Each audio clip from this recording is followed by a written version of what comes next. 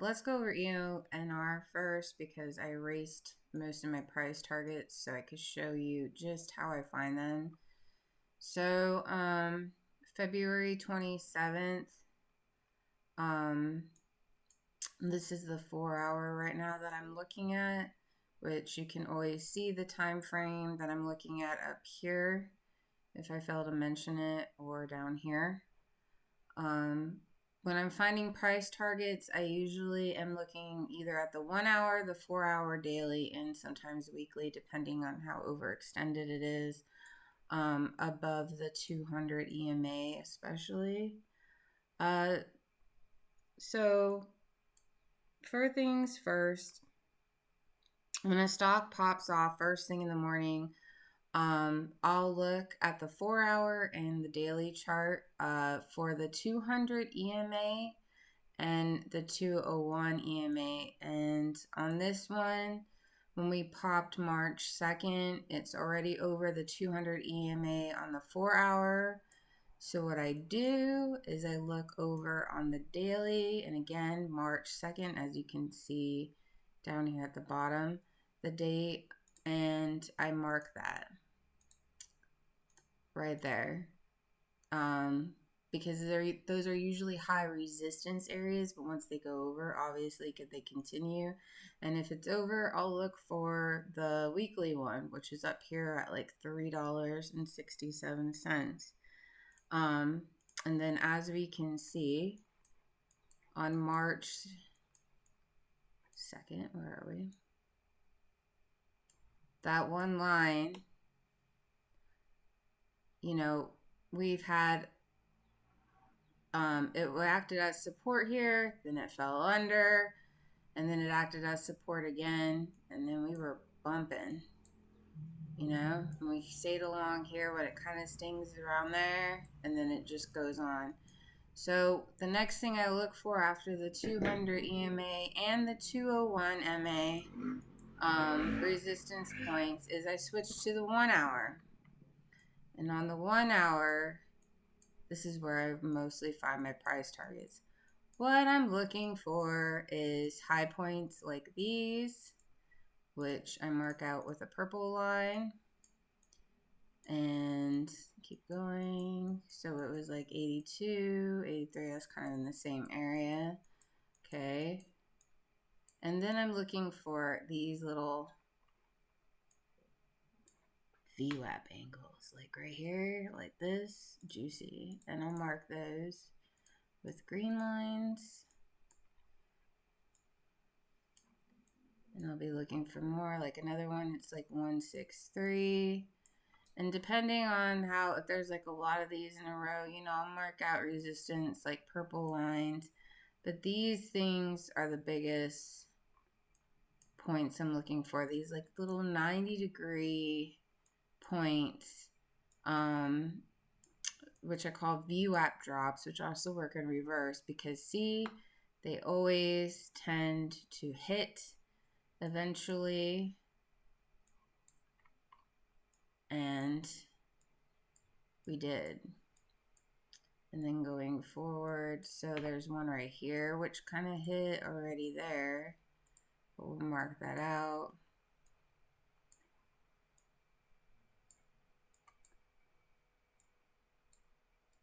And then, so that one hit already. So sometimes from the past, I'll mark it out like that. And see where these points land? It acted as resistance there, that one high point, and then we broke out of that and zoomed up. We hit that point, and 125 is marked probably. I had that marked earlier. Where was it? Oh, right there. The EMAs and MAs, should get rid of this, are in the way. So that was a point, 125. Sometimes this is volume profile right here, these blue bars on the side. So sometimes, like, so it's a signifying an imbalance here. That's a bearish imbalance. There's a lot of volatility here. This would be a bullish imbalance, a lot of volume here. And this red line I have marked at 134 is when you go to the daily chart, which sucks because on Webull, the daily chart does not show pre-market and after hours. So sometimes stocks have gone higher than this on certain days. But on the daily chart, when you stretch this out, there's this tiny little gap here where there was like nothing. And usually I mark the bottom of the gap with a red. And you could use different colors. It's whatever. I also made my lines thinner because I'm like, who could see this thin line? So I kind of thicken it a little bit. That's a gap. And usually it's a magnet and everything. So when we go back, we can see, look at that, 125, where that magnet drop is. The V-weight magnet, 0.92, you know, resistance points. You start seeing a pattern on these. So that's why I think like 134 is next. And again, so you can see it, I find these best on the 1 hour. That 125 mark. It's those VWAP drops that look like that, like little 90-degree angles that haven't been hit yet. Like this may look like one here. No, they have to be significant drops. And when they're drops like this, like I firmly believe, especially with the way oil is going, 163 is gonna hit. Let's look at TPET, TPET. Again, to kind of show you, I didn't erase the marks I made on this already, I think. Oh, maybe I did. Okay, so back to our EMAs and MAs. The 4 hour right there. This moved also on March 2nd. See, let's mark this. And then, you know, sometimes the 201 MA as well. And then let's mark the daily. So the daily ones were around there.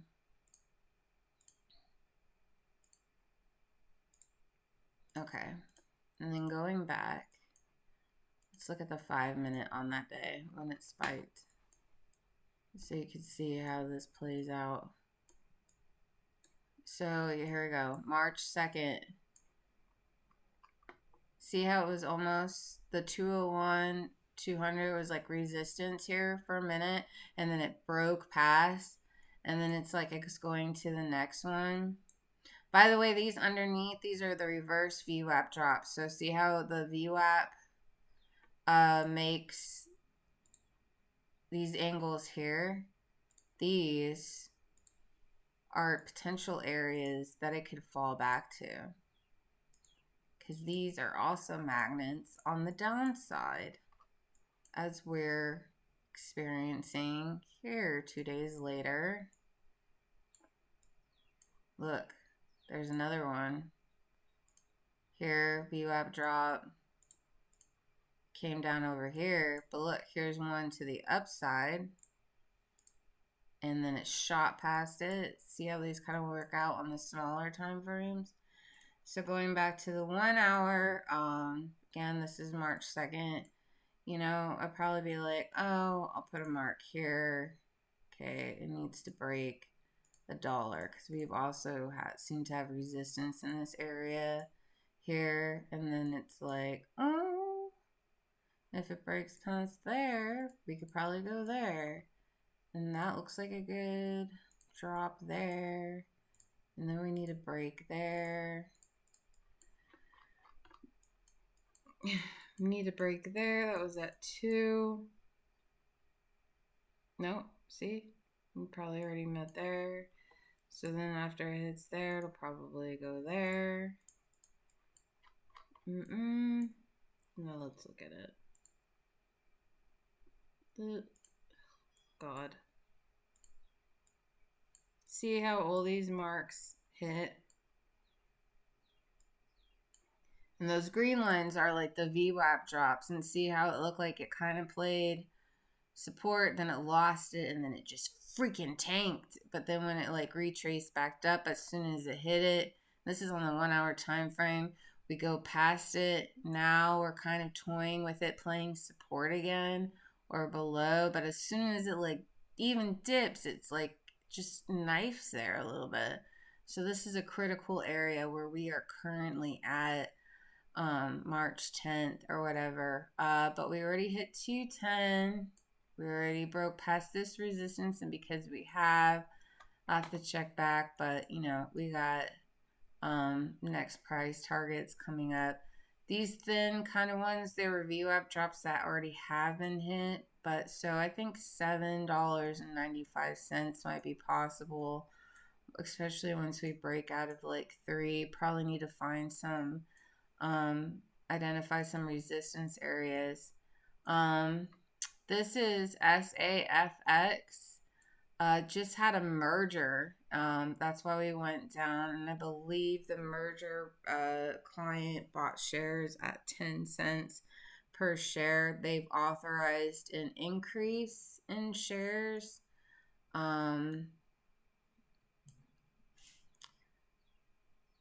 It's also a huge float right here, free float. When it's over like above 5 million, these things don't really skyrocket. Like this is a mid-sized float to big float. You want ones that ideally, if you really want them to move, to be like under 2 million. By the way, but again, so let's look at the 4 hour, get our EMAs back. So this one's a little bit stretched out, like the daily 200 EMA is way up here at 615. 4 hour 200 daily, see how it hit there and it acted as resistance, and we went back down, and then it broke and we went past it. Almost it hit 0.45. We hit 0.449. But right now I'm hoping it stays above. I have a feeling though it might break down below. We might be going under. If you watch the other strategy, noticing how, see, like on the 1 hour, that 21 MA is over this. We might retrace back here to 33, which was a resistance point and then acted as support before. But let's look at the 1 hour, go back. So I marked that 0.34 it hit. And then this is another high point. Oh yeah, the resistance. So I marked kind of these areas to see how, because we had a lot of clusterfuck. I put all these lines just to being like, okay, this is an area we really got to break past to get there. I found my 1 hour VWAP drop here. Saw there was a lot of resistance. I think this orange line might be marking a gap on the daily.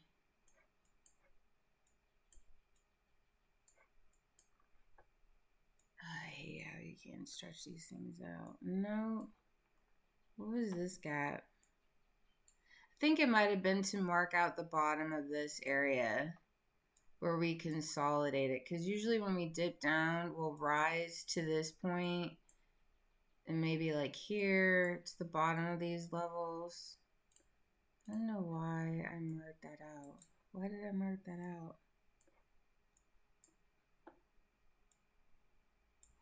I think maybe it was just to mark like a volume imbalance somewhere on one of the time frames. These are gaps up here. I found one on the daily. This one what I found on the 1 hour chart. But that was a quick interview. I didn't want to make this a long video, but that's kind of like the grasp of how